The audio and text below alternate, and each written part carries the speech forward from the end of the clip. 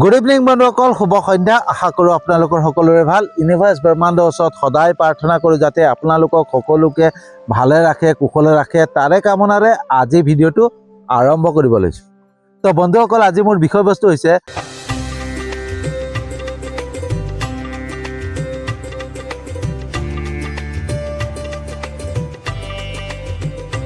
যি ব্ৰহ্মাণ্ডৰ নিয়মতে যায় সকলোতে সফলতা পায়। তো বন্ধুসকল, জীৱনৰ প্ৰকৃত সত্য এইটোৱেই যে ব্ৰহ্মাণ্ডৰ নিয়মৰ পৰা আমি কেতিয়াও সাৰিব নোৱাৰোঁ। ব্ৰহ্মাণ্ডৰ নিয়মৰ পৰা কেতিয়াও আমি পলাব নোৱাৰোঁ। আমি যিমান চতুৰাই নকৰোঁ, আমি যিমান বুদ্ধি নখটাও, লাগিলে আমি ব্ৰহ্মাণ্ডৰ নিয়মৰ পৰা কেতিয়াও বাচি যাব নোৱাৰোঁ, কেতিয়াও সাৰিব নোৱাৰোঁ। আমি ব্ৰহ্মাণ্ডৰ নিয়ম মতে আমি কাম কৰিব লাগিব। বন্ধুসকল, আমি যদি ভাবোঁ যে কাৰোবাক প্ৰবঞ্চনা কৰি, কাৰোবাক ঠগি আমি জয়ী হৈছোঁ, তেন্তে হ'লে আমি ভুল ভাবিছোঁ। কাৰণ আমি নিজকে পৰাজয় দিশত ঠেলি দিছোঁ, হয়নে? আমি নিজকে লৈ গৈছোঁ পৰাজয় দিশত, কাৰণ ব্ৰহ্মাণ্ডৰ নিয়মৰ পৰা কেতিয়াও সাৰি যাব নোৱাৰোঁ। বন্ধুসকল, এই সংসাৰত যিসকলে ব্ৰহ্মাণ্ডৰ নিয়মৰ ধাৰাৰ দিশত গ'ল, সেইসকলে এটা সফল জীৱন পালে। আৰু যিসকলে ব্ৰহ্মাণ্ডৰ নিয়মৰ ধাৰাৰ বিপৰীত দিশে যাব চেষ্টা কৰিলে, তেওঁলোকে জীৱনত সমস্যাৰ সন্মুখীন হ'ল, বিপদৰ সন্মুখীন হৈছে। গতিকে বন্ধুসকল, আমি সদায় ব্ৰহ্মাণ্ডৰ নিয়মৰ ধাৰাত যাব লাগে, তেতিয়া আমি এটা সুন্দৰ জীৱন পাব পাৰিম, হয়নে? তো বন্ধুসকল, ব্ৰহ্মাণ্ডৰ নিয়ম কি? তো ব্ৰহ্মাণ্ডৰ নিয়ম, প্ৰথম নিয়ম হৈছে সন্তুলন। নিজৰ মাজত সন্তুলন ৰখা। এই সংসাৰৰ প্ৰত্যেকটো বস্তুৰ এটা সন্তুলন শক্তি আছে, এটা ভাৰসাম্য শক্তি আছে। যেনেকৈ বন্ধুসকল, এখন গাড়ীৰ কিমান ওজন কঢ়িয়াই নিব পাৰিব, তাৰ এটা ভাৰসাম্য শক্তি আছে। আৰু সেই ভাৰসাম্য শক্তিৰ ওপৰত যদি সেই গাড়ীখনত বস্তু নিয়া হয় বা মানুহ নিয়া হয়, তেতিয়াহ'লে দুৰ্ঘটনা হোৱা ভয় থাকে। ঠিক তেনেকৈ বন্ধুসকল, আমাৰ মানুহৰ জীৱনতো কিছুমান সন্তুলন আছে, কিছুমান ভাৰসাম্য আছে। যেনেকৈ আমি কথা কওঁতে সদায় সন্তুলন ৰাখিব লাগে, আমাৰ ভাৱনাত সদায় সন্তুলন ৰাখিব লাগে, আমাৰ চিন্তাধাৰাত সদায় সন্তুলন ৰাখিব লাগে, আমাৰ কৰ্মটো তেনেকৈ সন্তুলন ৰাখিব লাগে। আৰু সন্তুলনৰ বাহিৰত যেতিয়া আমি যাম নহয়, তেতিয়া আমি বিপদৰ সন্মুখীন, সমস্যাৰ সন্মুখীন হয়নে? আমি যদি কথা কওঁতে, আমি যিখিনি কথা কওঁ, সেই কথা কওঁতে যদি কাৰোবাৰ আঘাত লাগে, কাৰোবাৰ মনত আঘাত পায়, তেতিয়া সেইটো আমাৰ সন্তুলনৰ বাহিৰত হয়, হয়নে? আমি কেতিয়াও কাৰোবাৰ দুখ লগাকে, কাৰোবাৰ আঘাত লগাকে কেতিয়াও কথা ক'ব নালাগে। কেতিয়াবা চাবচোন, ফেচবুকত কিছুমানে যে মন্তব্য দিয়ে, বেয়াকৈ মন্তব্য দিয়ে, সেইখিনি মন্তব্যত যাক মন্তব্যখিনি দিয়ে, তেওঁলোকে সদায় আঘাত পায়, দুখ পায়। আৰু সেই যে তেওঁলোকে যে দুখ পায়, সেই তেওঁলোকে নাপায়, সেই যিজনে কয়, তেওঁৰ সেই কৰ্মটো ব্ৰহ্মাণ্ডত লিখা যায়, সেইটো জোখে, প্ৰত্যেকটো বস্তু ব্ৰহ্মাণ্ডে জোখে, হয়নে? গতিকে আমি কথা কওঁতে সদায় ভাৰসাম্য ৰাখিব লাগে, আমি সন্তুলন ৰাখিব লাগে, যাতে আনৰ কোনো অপকাৰ নহয়। ঠিক তেনেকৈ আমাৰ চিন্তাধাৰা, আমাৰ বেয়া চিন্তা, বেয়া কিছুমান চিন্তা, সেই মনত ৰখাটো, সেইটো এটা সন্তুলনৰ বাহিৰত হয়। আৰু সন্তুলনৰ বাহিৰত মানে ব্ৰহ্মাণ্ডৰ নিয়মৰ বাহিৰত, হয়নে? আৰু আমাৰ ভাৱনাত, আমাৰ যিখিনি ভাৱনা, কাৰোবাৰ প্ৰতি হিংসা, কাৰোবাৰ প্ৰতি বেয়া ভাৱ, হয়নে?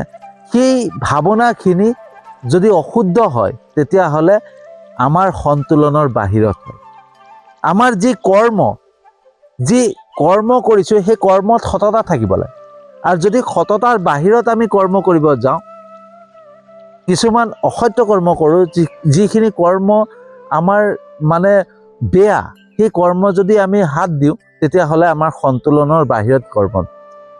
কাৰোবাক প্ৰবঞ্চনা কৰা, কাৰোবাৰ পৰা ঠগি খোৱা, হয়নে? কাৰোবাক অপকৰ্ম কৰা, হয়নে? সেইবিলাক হৈছে আমাৰ কৰ্মৰ যিখিনি কৰ্ম সততাৰ বাহিৰত যোৱা। আৰু সততাৰ বাহিৰত যিখিনি কৰ্ম হয়, সেইখিনি সন্তুলনৰ বাহিৰত। আৰু যেতিয়া সন্তুলনৰ বাহিৰত যাম নহয়, তেতিয়াই বন্ধুসকল আমি সেই ব্ৰহ্মাণ্ডৰ নিয়ম উলংঘা কৰা হয়, হয়নে?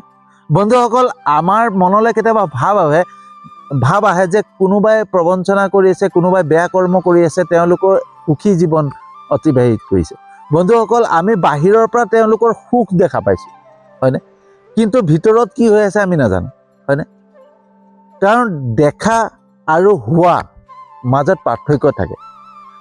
কাৰোবাক দেখাব পাৰে যে মই সুখী, কিন্তু তেওঁ যে ভিতৰত কিমান দুখী, তেওঁৰ ভিতৰত কিমান দুখ পাই আছে, কিমান যান্ত্ৰণাত ভুগি আছে, আমি দেখা নাই, হয়নে? তো বন্ধুসকল, যেতিয়া সেই সন্তুলন ভাঙি যাব, তেতিয়া মানুহে গম পাব যে তেওঁ কিমান দুখ। তো সন্তুলন শক্তিয়ে সদায় আমি বজাই ৰাখিব লাগে। যেতিয়া সন্তুলনত বজাই ৰাখিম নহয়, তেতিয়া ব্ৰহ্মাণ্ডৰ নিয়ম মানি চলা। দ্বিতীয়তে, ব্ৰহ্মাণ্ডৰ দ্বিতীয় নিয়ম হৈছে আকৰ্ষণ। আমি আকৰ্ষণৰ নিয়ম মানি চলিব লাগে, হয়নে? আমি যি ধৰণে চিন্তা কৰিম, যি ধৰণে ভাবিম, আমাৰ জীৱনত তেনেকেই হৈ যাব। এয়াই আকৰ্ষণৰ নিয়ম, এয়াই ল অফ এট্ৰেকশ্যন। বন্ধু, ব্ৰহ্মাণ্ডৰ দ্বিতীয় নিয়ম হৈছে আকৰ্ষণৰ নিয়ম, ল অফ এট্ৰেকশ্যন। ঠিক আছে, আমি যি ধৰণে বস্তুবিলাকক আকৰ্ষণ কৰিম নহয়, সেই ধৰণে পাম। আমি যদি কিবা বেয়া চিন্তা কৰিছোঁ, বেয়া ভাৱ হৈ আছে নহয়, আমাৰো বেয়া হ'ব। এয়াই আকৰ্ষণৰ নিয়ম। আমি কাকবা হিংসা কৰিছোঁ, আমাকো কোনোবাই হিংসা কৰিব। আমি যদি কাৰোবাৰ বেয়া চিন্তা কৰিছোঁ, আমাৰো কোনোবাই বেয়া চিন্তা কৰিব, হয়নে? এইটো হৈছে আকৰ্ষণৰ নিয়ম। তো আমি সদায় এটাই চিন্তা কৰিব লাগে, যাতে মনত সদায় শুদ্ধ ভাৱ থাকে, শুদ্ধ ভাৱনা থাকে, হয়নে? আমি যি চিন্তা কৰিম, শুদ্ধ চিন্তা কৰিম, পবিত্ৰ চিন্তা কৰিম, ভাল চিন্তা কৰিম, পজিটিভ চিন্তা কৰিম।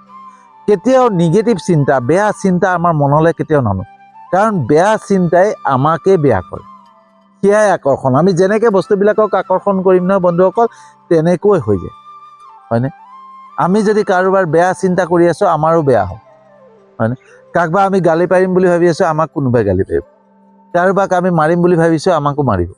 ঠিক আছে, তো আমি যদি সদায় আনৰ ভাল চিন্তা কৰোঁ, তেতিয়া আমাৰো ভাল চিন্তা কৰিব, হয়নে? তো সেইটো হৈছে আকৰ্ষণৰ নিয়ম। ব্ৰহ্মাণ্ডৰ যিটো দ্বিতীয় নিয়ম, সেইটো হৈছে আকৰ্ষণৰ নিয়ম। আৰু আকৰ্ষণৰ নিয়মটো যদি আমি শুদ্ধ ভাৱনা, শুদ্ধ চিন্তা থাকে, ভাল চিন্তা থাকে, ভাল ভাৱনা থাকে, ঈশ্বৰৰ নাম থাকে, হয়নে? সদায় কৃতজ্ঞতা থাকে। আমি যিমান বস্তু পাইছোঁ, যি পাইছোঁ, তাত যদি আমি সদায় কৃতজ্ঞতা জনাওঁ, তেতিয়াহ'লে কি হ'ব, আমাৰ দুগুণ সেই বস্তুবিলাক অহা আৰম্ভ কৰিব। কিন্তু সদায় যদি আমাৰ নাই নৈ এনেকৈ থাকোঁ, তেতিয়া সেইটো নায়েই হৈ থাকিব। মোৰ বেমাৰকৈ থাকোঁ যদি মোৰ বেমাৰেই হৈ থাকে, হয়নে? আমি যেনেকৈ বস্তুবিলাকক চিন্তা কৰিম, যেনেকৈ ভাবিম, তেনেকৈ আমাৰ জীৱনত হৈ যাব, হয়নে? সেইকাৰণে কয় বন্ধুসকল, মনুষ্যৰ চিন্তাধাৰাই মনুষ্যৰ জীৱন, হয়নে? আমাৰ যেনেকৈ চিন্তা হ'ব, তেনেকৈ আমাৰ জীৱন হ'ব। এয়াই হৈছে ব্ৰহ্মাণ্ডৰ দ্বিতীয় নিয়ম, আকৰ্ষণৰ। ঠিক আছে, তো বন্ধুসকল, ব্ৰহ্মাণ্ডৰ তৃতীয় নিয়ম হৈছে পৰিৱৰ্তন, নিজক পৰিৱৰ্তন। যি বস্তু স্থিৰ, যি বস্তু জড়, সেই বস্তু সদায় মৃত, হয়নে? আৰু যি বস্তু জীৱিত, তেওঁৰ সদায় কিবা এটা নাই কিবা এটা পৰিৱৰ্তন থাকে। যেনেকৈ প্ৰকৃতিৰো পৰিৱৰ্তন থাকে নহয়, ঋতু সলনি হয়, গছ গছনিয়ে পাত সলায়, ৰাতি দিন হয়। তো প্ৰকৃতিয়ে, ব্ৰহ্মাণ্ডে যদি নিয়ম পৰিৱৰ্তন মানিছে, স্বীকাৰ কৰিছে, তো আমি আমাৰ নিজৰ পৰিৱৰ্তন কিয় নিবিচাৰোঁ? আমি নিজক চেঞ্জ কৰিব কিয় নিবিচাৰোঁ? হয়নে? আমি নিজক সলনি কৰিব কিয় নিবিচাৰোঁ? আমি পুৰণা বেয়া ভাৱ, বেয়া চিন্তা, ক্ষোভ ভাৱ, ঘৃণা ভাৱ, হয়নে, সেইবিলাক মনৰ মাজত ৰাখি পেলাই আমি জীয়াই থাকিম বুলি ভাবিছোঁ। আৰু যোনে নিজক চেঞ্জ কৰিব নিবিচাৰে, নিজক পৰিৱৰ্তন কৰিব নিবিচাৰে নহয়, জীৱনত কেতিয়াও সফলতা পাব নোৱাৰে, কেতিয়াও আগুৱাই যাব নোৱাৰে, কেতিয়াও সুখী হ'ব নোৱাৰে। তেওঁ সদায় সেই পুৰণা চিন্তাধাৰাক লৈ পেলাই, পুৰণা ভাৱনাক লৈ পেলাই, পুৰণা ক্ষোভ ভাৱক লৈ পেলাই সদায় জীয়াই থাকিব। কাৰোবাৰ প্ৰতি ক্ষোভ ভাৱ, কাৰোবাৰ প্ৰতি খং ভাৱ, কাৰোবাৰ প্ৰতি বেয়া ভাৱ, সেইবিলাকক লৈ পেলাই সদায় জীয়াই থাকিব। তেওঁ কেতিয়াও জীৱনত সুখী হ'ব নোৱাৰে। তো বন্ধুসকল, ব্ৰহ্মাণ্ডৰ তৃতীয় নিয়ম হৈছে পৰিৱৰ্তন, নিজক পৰিৱৰ্তন কৰা, নিজক চেঞ্জ কৰা, নিজক সলনি কৰা। নিজক যিমানেই সলনি কৰিবলৈ চেষ্টা কৰিম, যিমানেই আমি পুৰণা বস্তুবিলাক এৰি নতুন বস্তু চিন্তাধাৰা, নতুন ভাৱনাক যদি ভৰাবলৈ চেষ্টা কৰিম নহয়, আমি জীৱনৰ বাটত আগবাঢ়ি যাম, হয়নে? তো বন্ধুসকল, পৰিৱৰ্তনেই জীৱন। পৰিৱৰ্তন যেতিয়ালৈকে আমি একচেপ্ট নকৰোঁ তেতিয়ালৈকে আমি এটা নতুন জীৱনো পাব নোৱাৰোঁ। এয়াই ব্ৰহ্মাণ্ডৰ তৃতীয় নিয়ম।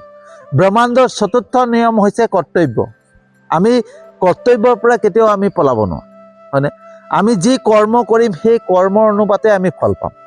আমি যেনেকৈ বস্তু এজোপা গছ এজোপা লগাম সেই তেনেকেই ফল পাম, হয়নে? আমি যদি আম গছ লগাইছোঁ আমেই ফল পাম, হয়নে? আমি কাঁইটীয়া গছ এজোপা লগাইছোঁ যদি কাঁইটীয়া গছেই পাম, হয়নে? আমি যেনেকুৱা ধৰণৰ ৰুম তেনেকেই আমি ফল পাম, হয়নে? ঠিক তেনেকৈ বন্ধুসকল, আমি যি কৰ্ম কৰিম সেই কৰ্মৰ অনুপাতে আমি ফল পাম।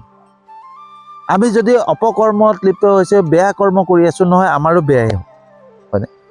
তো আমাৰ যোনটো কৰ্তব্য, ঈশ্বৰৰ ব্ৰহ্মাণ্ডে যোনটো কৰ্তব্য আমাক দিছে, সেই কৰ্তব্যখিনি সুন্দৰকৈ যদি পালন কৰোঁ, আমাৰ কৰ্তব্য, আমাৰ কৰ্ম যদি পবিত্ৰ হয়, আমাৰ কৰ্মত যদি সততা থাকে, আমাৰ কেতিয়াও সমস্যা নাহে।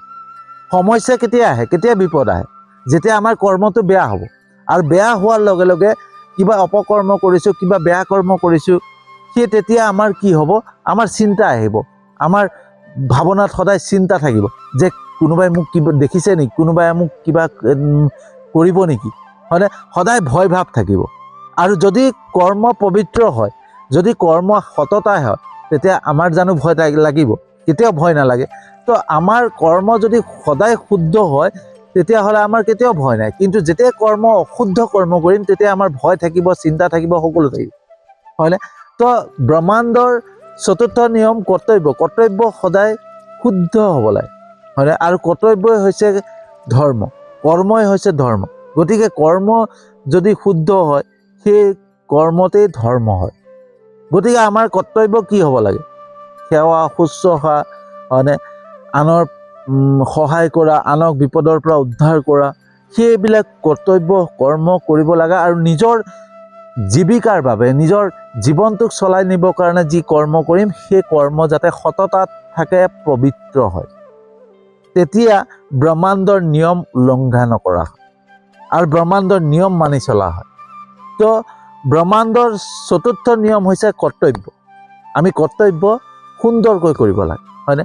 আৰু পঞ্চম নিয়ম হৈছে গুৰুত্বপূৰ্ণ নিয়ম হৈছে, ব্ৰহ্মাণ্ডৰ আটাইতকৈ গুৰুত্বপূৰ্ণ নিয়ম হৈছে উৰ্জা, এনাৰ্জি। আমাৰ এনাৰ্জি কেনেকুৱা, আমাৰ উৰ্জা কেনেকুৱা? আমি যদি সদায় খং ভাৱত থাকোঁ, ক্ষোভ ভাৱত থাকোঁ, তেতিয়া কি হ'ব? মানুহেও আমাক খং ভাৱেই চাব, হয়নে? আমাৰ উৰ্জা যেনেকুৱা হ'ব নহয় বন্ধুসকল, আমি উৰ্জা যেনেকৈ এৰিম সেই তেনেকৈ আকৌ ঘূৰি আহে। এই সংসাৰখন উৰ্জাতে চলি আছে। গতিকে আমি যেনেকুৱা উৰ্জা এৰিম, আমাৰ পৰা যেনেকৈ উৰ্জা যাব তেনেকেই আমি পাম, হয়নে? আমি যদি খং এৰিছোঁ তেতিয়া খঙেই পাম, হয়নে? আমি যদি কাৰোবাক খং ভাৱেৰে চাওঁ, খঙত কথা এটা কওঁ, সেই মানুহজনেওতো আমাক খঙতে প্ৰত্যুত্তৰ দিব, তেওঁতো মৰমত প্ৰত্যুত্তৰ নিদিয়ে ন। তো আমি খং এৰিলে খঙেই পাম, হয়নে? বেয়া ভাৱ এৰিলে বেয়াই পাম। আমাৰ যেনেকুৱাই চিন্তাধাৰা হওক, হয়নে, আমাৰ উৰ্জাও তেনেকুৱাই হওক। আমাৰ ভাৱনাত যেনেকুৱা ভাৱ হ'ব, ভাৱ উৎপন্ন হ'ব, তেনেকুৱাই উৰ্জা পাম। আমি যদি সদায় প্ৰেম, ভালপোৱা, কৃতজ্ঞতা, হয়নে, ধন্যবাদ, এনেকুৱা বস্তু যদি আমি উৰ্জা এৰিব পাৰোঁ, সদায় ফূৰ্তি মনত থাকোঁ, আনন্দ মনত থাকোঁ নহয়, তেতিয়া আমি আমাৰ জীৱনলৈও আনন্দ অহা আৰম্ভ কৰিব, ভাল অহা আৰম্ভ কৰিব। আৰু যিমানেই আমি খং ভাৱ এৰিম, আমি যিমানে বেয়া ভাৱ এৰিম, আমালৈ বেয়াই আহিম। গতিকে মই ফেচবুক, ইউটিউবত দেখি থাকোঁ, বহুতে বেয়া বেয়া কমেণ্ট কৰে, হয়নে? আৰু কমেণ্টৰ ওপৰত আকৌ এটা ভিডিঅ' বনাই পেলাই গালি পাৰে, আৰু গালিও তাৰে গালিয়ে প্ৰত্যুত্তৰ পায়, হয়নে? তো যোনে গালি পাৰিব তাক গালিয়ে দিব, তেওঁতো প্ৰেমত কথা নাপাতে। ঠিক তেনেকৈ বন্ধুসকল, আমি যেনেকুৱা উৰ্জা এৰিম সেই তেনেকেই উৰ্জা পাম। সেইকাৰণে আমাৰ উৰ্জা শক্তিৰ ওপৰত গুৰুত্ব দিব লাগে। একেবাৰে শেষৰ নিয়মটো হৈছে, পঞ্চম নিয়মটো হৈছে শূন্য, হয়নে? আমি একেবাৰে শূন্য হ'ব লাগিব বন্ধুসকল। আমাৰ ভিতৰত আমি মাত্ৰ জাবৰ এগালমান লৈ পেলাই জীয়াই আছোঁ। এসোপামান জাবৰ আমাৰ ভিতৰত সোমাই আছে। সেই জাবৰবিলাক উলিয়াব লাগিব, হয়নে? সেই জাবৰবিলাক যেতিয়ালৈকে আমাৰ ভিতৰত থাকে নহয়, তেতিয়ালৈকে আমি মানে কেতিয়াও শান্তিত থাকিব নোৱাৰোঁ। সেই জাবৰবিলাক কি হৈছে, ঘৃণা ভাৱ, বেয়া চিন্তা, হয়নে, হিংসা ভাৱ, ক্ষোভ ভাৱ, খং ভাৱ, আনৰ প্ৰতি বেয়া ভাৱ, আনৰ প্ৰতি ঘৃণাৰ ভাৱ, আমাৰ ভিতৰত চব লেতেৰাখিনি নিগেটিভ সোমাই আছে। সেই নিগেটিভখিনিক, আমাৰ বেয়া ভাৱনাখিনি, বেয়া চিন্তাখিনিক উলিয়াই পেলাব লাগিব। আৰু যেতিয়া উলিওৱাৰ লগে লগে আমি সদায় পজিটিভ ভাল বস্তু সোমোৱাৰ চেষ্টা কৰিব লাগিব। ভাল কথা বতৰা, ভাল চিন্তাধাৰা আমাৰ মগজত সোমাব লাগিব, আমাৰ ভিতৰত সোমাবলৈ চেষ্টা কৰিব লাগিব। তেতিয়াহে আমাৰ জীৱনটো সুন্দৰ হৈ আহিব। কিন্তু যদি আমাৰ ভিতৰত যদি লেতেৰা সোমাই আছে আৰু আমি কৈ আছোঁ মই ভাল কাম কৰিছোঁ, তেতিয়া হ'ব জানো? তেতিয়া কেতিয়াও নহ'ব, হয়নে? তো ভাৱনাও শুদ্ধ হ'ব লাগিব, চিন্তাধাৰাও শুদ্ধ হ'ব লাগিব, আমাৰ সকলো ফালৰ পৰা পবিত্ৰ হ'ব লাগিব, তেতিয়াহে সকলো হ'ব। তেনেকৈ বন্ধুসকল, এটা পানী ফুল বাল্টিঙত ফুল হৈ আছে, সেই ফুল হৈ থকা পানী বাল্টিংটোত আমি যদি পানী আৰু ঢালোঁ, তেতিয়া কি হ'ব? ওপৰৰ পৰা পৰি যাব, বাল্টিংটোততো নোসোমায়। তো প্ৰথমতে আমি বাল্টিংটোত যোনটো পুৰণা পানীখিনি আছিলে, লেতেৰা পানীখিনি আছিলে, সেই পানীখিনি পেলাই দিব লাগিব, তাৰপিছতহে নতুন পানী ভৰাব লাগিব। ঠিক তেনেকৈ বন্ধুসকল, আমাৰ ভিতৰত যিখিনি লেতেৰা সোমাই আছে, যিখিনি জাবৰ সোমাই আছে, সেই জাবৰখিনিক উলিয়াই আমি নতুন মানে চিন্তাধাৰা, নতুন ভাৱনা সেইখিনি সোমোৱাব লাগিব, তেতিয়া আমাৰ সকলো ফালে ভাল হ'ব। গতিকে এইখিনি হৈছে ব্ৰহ্মাণ্ডৰ নিয়ম। এয়া কোনো ধৰ্মৰ পৰা ওলোৱা নিয়ম নহয়, এয়া কোনো সমাজে বনোৱা নিয়ম নহয়, এয়া কোনো মানুহে বনোৱা নিয়ম নহয়, এয়া হৈছে বাস্তৱিক মানে ব্ৰহ্মাণ্ডৰ পৰা পোৱা এটা নিয়ম। এই নিয়মখিনিয়ে মানিব লাগে। কিন্তু আমি কি মানো? আমি যোনটো মানুহে বনাই দিয়া নিয়ম, আমুকক নুচুবি, তামুকক নুচুবি, আমুকে দিলে নাখাবি, সেই নিয়মবিলাক মানি চলিলে আমি নহ'ব, হয়নে? সেইবিলাক নিয়ম মানিলে আমি ঈশ্বৰক নাপাওঁ। ঈশ্বৰৰ নিয়ম মানিব লাগিব, আমি ব্ৰহ্মাণ্ডৰ নিয়ম মানিব লাগিব, হয়নে? আৰু ব্ৰহ্মাণ্ডৰ নিয়ম সন্তুলন শক্তিক বজাই ৰাখিব লাগিব। আমি যাতে ভাল চিন্তা কৰোঁ, ভাল আকৰ্ষণ কৰিব পাৰোঁ, হয়নে? আমাৰ চেঞ্জিং, আমাৰ পৰিৱৰ্তনক আমি একচেপ্ট কৰিব লাগিব, হয়নে? আমাৰ যিখিনি পুৰণা বস্তু আছে, আমি পুৰণা বস্তুক এৰি নতুনত্ব ভৰাবলৈ চেষ্টা কৰিব লাগিব। যেনেকৈ এজোপা গছে পুৰণা পাত সলায়, নতুন পাত গজে, তেনেকৈ আমি আমাৰো জীৱনত নতুনত্ব আনিবলৈ চেষ্টা কৰিব লাগিব, পুৰণাক ত্যাগ কৰিব লাগিব, ঠিক আছে? পুৰণা ভাৱনা, পুৰণা চিন্তাধাৰা এইবিলাক চেঞ্জ কৰিব লাগিব, হয়নে? আমাৰ কৰ্ম পবিত্ৰ আৰু সততাত থাকিব লাগিব, হয়নে? আমাৰ উৰ্জা সদায় পজিটিভ থাকিব লাগিব, যাতে পজিটিভ উৰ্জা যায় আৰু পজিটিভ উৰ্জা আমালৈ আহে, হয়নে? আৰু আমাৰ ভিতৰত থকা জাবৰখিনিক আমি চাফা কৰি ভাল বস্তু সোমোৱাৰ চেষ্টা কৰিব লাগিব। এয়াই হৈছে আকৰ্ষণৰ নিয়ম। এই নিয়মখিনি একেবাৰে সহজ বন্ধুসকল, হয়নে? ভাবিব গ'লে বহুত কঠিন, কিন্তু একেবাৰে সহজ। আৰু এই নিয়মখিনি মানিলেই আমি জীৱনৰ বাটত কেতিয়াও বিপদত নপৰোঁ, কেতিয়াও সমস্যাৰ সন্মুখীন নহয়, হয়নে? গতিকে বন্ধুসকল, কেনেকুৱা লাগিলে জনাব। যদি সঁচাকৈ ভাল লাগিছে, যিমান পাৰে ভিডিঅ'টো শ্বেয়াৰ কৰিব। মই জানো আপোনালোকে মোৰ ভিডিঅ' চাই লাইক কমেণ্ট কৰে, শ্বেয়াৰ কৰে, মোৰ ইউটিউব চেনেলটোতো ছাবস্ক্ৰাইব কৰিছে, মোৰ ফেচবুক পেজটোতো ফ'ল' কৰিছে। তাৰ বাবে আপোনালোকক আন্তৰিক ধন্যবাদ জনাইছোঁ। আৰু যিসকলে নাই কৰা তেওঁলোককো মই বহুত আন্তৰিক ধন্যবাদ জনাইছোঁ, কাৰণ মই জানো, বিশ্বাস আছে, যেনেকৈ ঈশ্বৰৰ ওপৰত বিশ্বাস, আপোনালোকৰ ওপৰতো বিশ্বাস, যে এদিন নহয় এদিন মোৰ ভিডিঅ' চাব, লাইক কৰিব, কমেণ্ট কৰিব, শ্বেয়াৰ কৰিব, মোৰ ইউটিউব চেনেলটোতো ছাবস্ক্ৰাইব কৰিব, মোৰ ফেচবুক পেজটোতো ফ'ল' কৰিব। সেই বিশ্বাসেৰে আজি ভিডিঅ'টো সামৰণি মাৰিছোঁ, আৰু এটা নতুন বিষয়বস্তু লৈ আহি আছোঁ।